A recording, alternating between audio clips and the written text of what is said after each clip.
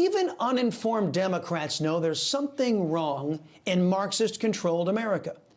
Inflation, open borders, rampant crime, our own government pushing perversion in gov ed and beyond. But sadly, Republican, independent, and conservative voters just don't seem to know what to do to stop all of this. Now, I'm not going to pretend to have all the answers, but I can guarantee you one thing.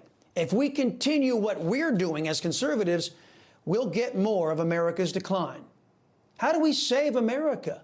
It's a question I attempt to answer in today's preamble. I think it's fair to start with what the left has been doing.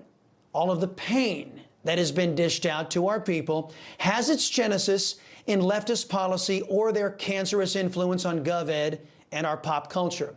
Democrats and their supporters have resorted to violence to threaten and intimidate weak Republicans into silence. We endured years of riots that few elected Democrats condemned. In fact, the excuse that was used for Democrat violence, George Floyd, saw Democrat politicians actually praying to George Floyd. Thank you, George Floyd, for sacrificing your life for justice, for being there to call out to your mom. How heartbreaking was that? Call out for your mom. I can't breathe. But because of you and because of thousands, millions of people around the world who came out for justice, your name will always be synonymous with justice. A prayer to a lifelong criminal who at one point held a gun to a pregnant woman's stomach. That criminal was worshipped and deified by a sick and twisted Democrat Party to justify the punishing riots, looting, arson, and physical harm. And all the Democrats and media propaganda, it worked. Left-wing corporate media outlets were gleeful when the vast majority of the lawbreakers had their charges dropped. As you know, conservatives, independents, and Republicans don't normally undertake such lawless behavior. But I can guarantee you, if you do, you'll not get equal treatment under the law. Just ask the January 6th rioters. They'll tell you. But even if you are peacefully protesting, it's likely our compromised government will fabricate charges against you with no evidence, as they have done against President Trump with the government-sponsored Russia collusion hoax that the Durham report revealed was just that, a hoax. It's so bad that left-wing extremists in the media are openly applauding the DOJ that refused to enforce federal law that led to an assassination attempt of a conservative Supreme Court justice. The Daily Beast telling those who believe in following the law, well, you just deal with it. The left no longer has to obey the laws they impose on the rest of America. So, what do?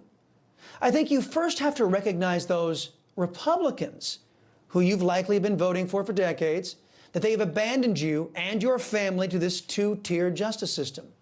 Next, you must know the voting record of your Republican leaders to find out how many times they have voted to fund this unequal application of justice and the law.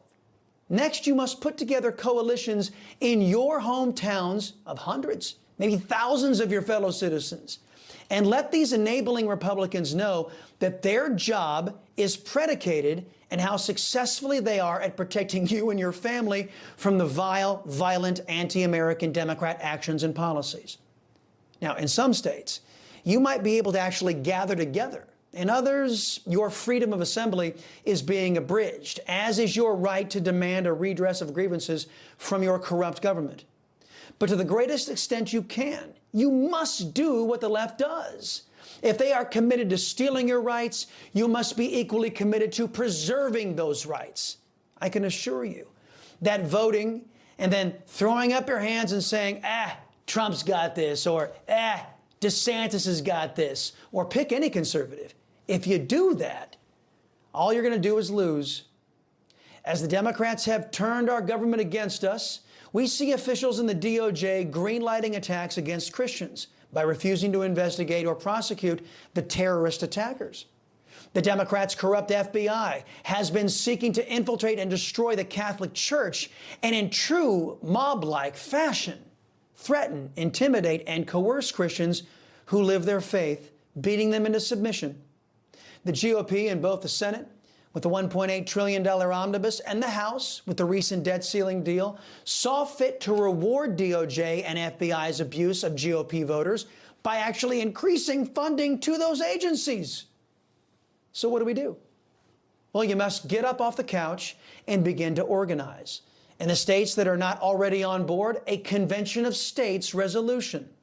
You must put together activated lovers of freedom in your hometown to bring political pressure onto your state reps and your state senators to author a resolution that would allow your state to participate in an Article 5 Convention of States. This provision in the Constitution allows the states to propose amendments to the U.S. Constitution.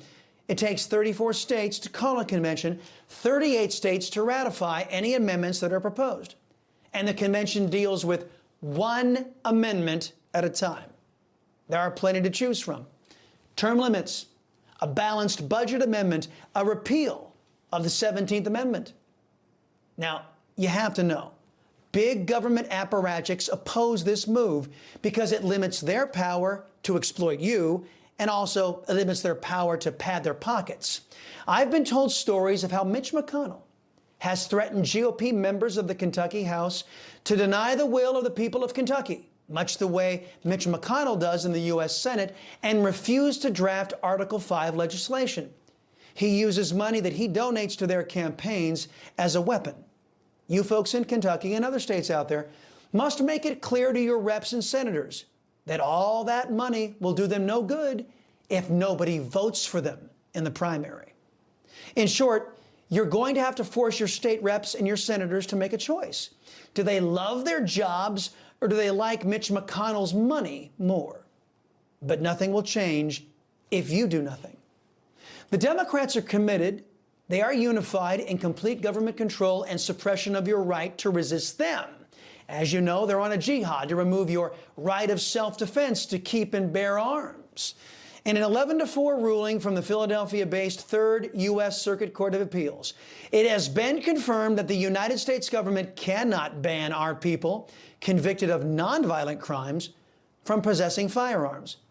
It is the latest defeat for the leftist gun grabbers out there in the wake of a U.S. Supreme Court ruling last year expanding gun rights nationwide.